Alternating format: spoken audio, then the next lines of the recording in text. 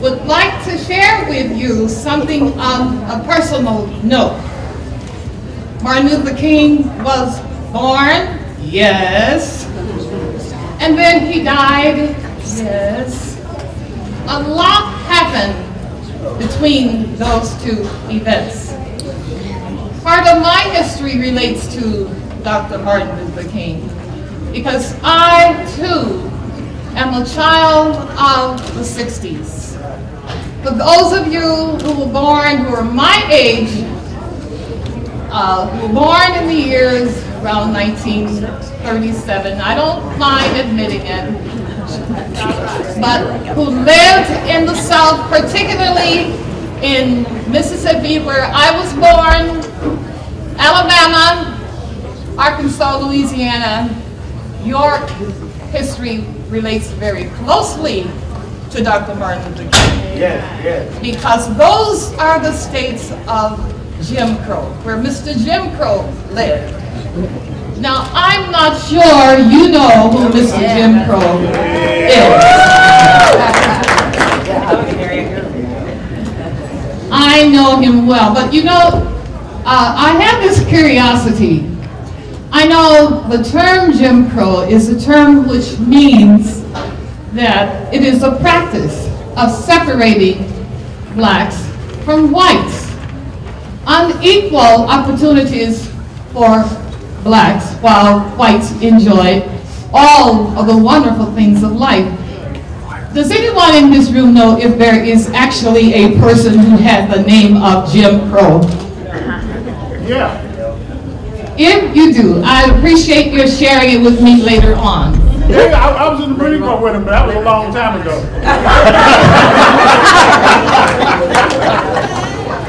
Symbolically, I'm sure we can find people that we will assign the name Jim Crow. Well, I also learned the Marine Corps in Vietnam, and them different things black and white, especially when they did. Very good. But at any rate, I participated in the sit-ins because things were terrible, absolutely awful. All the public facilities were indeed separated.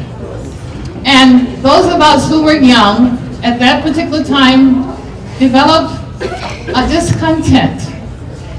We recognized that that was not the thing that was not right. That was not the thing to be done. So we participated in sit-ins.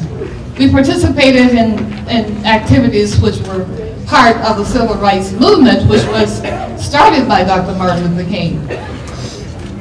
I myself knew him because I marched with him. I didn't know him personally, but I was close to him. I marched with him in Chicago when he marched down State Street. And I was a part of that group of people where we marched and we sang and we prayed, and the police came and called the dogs off on us and used their bully clubs to keep us marching. I consider that one of the highlights of my life, that I could march with Dr. Martin Luther King and add my voice to so many other voices to say, no, this is not the way it should be. Perhaps you too have an experience. We all know about Dr. Martin Luther King in so many ways. How could you not know about Dr. Martin Luther King? In every major city, there is something named after him. In Las Vegas, we're familiar with MLK Drive. Of course, I know you know the area of the city. You go there and you have experiences participating or being accommodated by the businesses that are there. Perhaps someone in your family attended a school named after Dr. Martin Luther King Jr. But so it is with life. He was that type of person that had that amount of impact on our lives. To get more into the history, which I'm supposed to do, I will tell you that I won't be here very long, and much of the history, as in terms of the entire history, I will not be able to talk about because there is so much. But I invite you to keep this date on your calendar next year, and as you continue to come and to celebrate Dr. Martin Luther King's birthday each and every year, you'll learn a little bit more. You will learn something from me this year and something from someone else next year, and so it goes. Martin Luther King Jr. was born on January 15, 1929 in Atlanta, Georgia. King, we'll call him King at this point in time. He was both a Baptist minister and a civil rights activist. He had a phenomenal impact on race relations in the United States, beginning in the mid-1950s.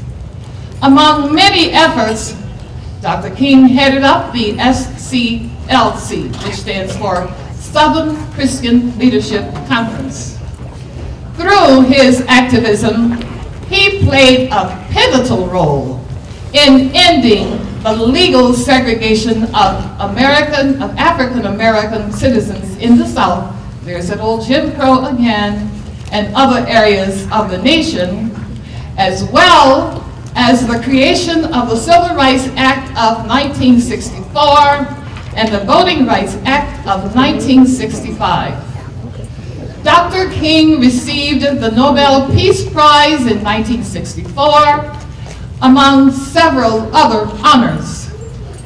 King, sadly enough, was assassinated in April of 1968 and continues to be remembered as one of the most lauded African American leaders in history. He's often referenced by his 1963 speech, "I Have a Dream." It might be surprising to you that he was born as Michael King Jr. That was his birth name. On January 15, 1929, he was the middle child of Michael King Sr. and Alberta Williams King. Now, the King and Williams families were rooted in rural Georgia.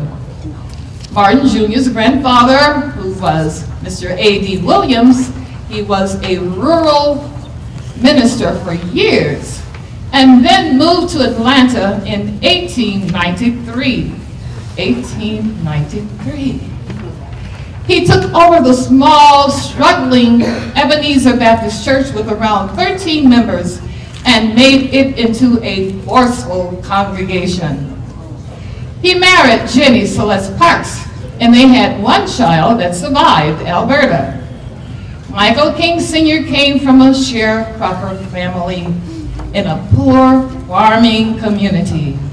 He married Alberta in 1926 after he had courted her for 8 years.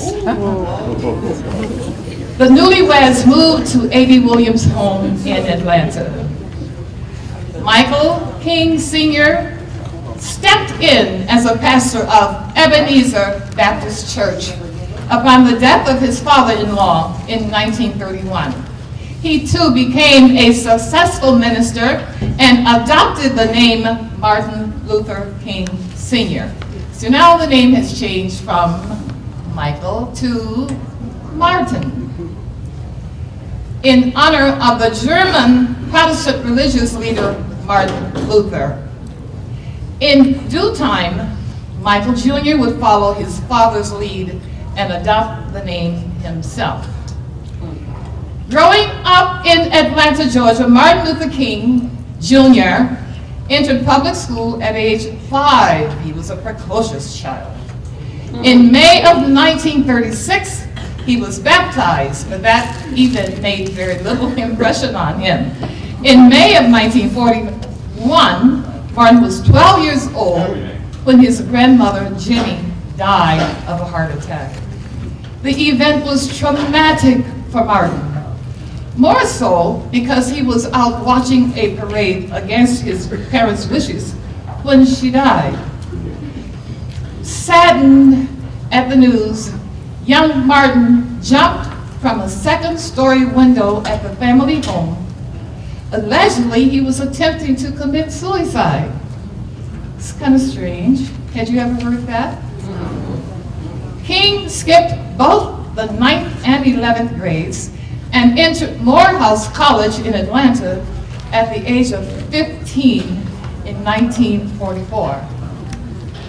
In 1948, Martin Luther King Jr. earned a sociology degree from Morehouse College and attended the liberal Crozer Theological Seminary in Chester, Pennsylvania. He thrived in all his studies and was valedictorian of his class in 1951 and elected student body president. After being accepted at several colleges for his doctoral study, which included Yale and Edinburgh in Scotland, King enrolled in Boston University. During the work on his doctorate, Martin Luther King met the love of his life, whose name is, what's her name? Loretta Scott. And she was an aspiring singer and musician at the New England Conservatory School in Boston. They were married in June of 1953 and had how many children? 4 children. In 1954, while still working on his dissertation, King became pastor of the Dexter Avenue Baptist Church of Montgomery, Alabama. He completed his PhD and was awarded his degree in 1955 at the age of 25 years. In 1968, the years of demonstrations and confrontations were beginning to wear after all of those years on Martin Luther King. Those demonstrations and confrontations are historical, and we read and hear about them a lot. I've even mentioned my small role in some of them. He had grown tired of marches. He had grown tired of going to jail and living under the constant threat of death. He was becoming discouraged at the slow progress of civil rights in America and the increasing criticism from other African American leaders. Plans were in the works for another march on Washington to revive his movement and bring attention to a widening range of issues. In the spring of 1968, what happened? A labor strike by Memphis sanitation workers attracted Dr. King to one last crusade. On April the 3rd, in what proved to be a strangely prophetic speech, he told supporters, "I've seen the promised land. I may not get there with you, but I want you to know tonight that we as people will get to the promised land." And the next day, while standing on a balcony outside his room at the, what hotel was that? Lorraine Hotel, Martin Luther King Jr. was struck down by a sniper's bullet.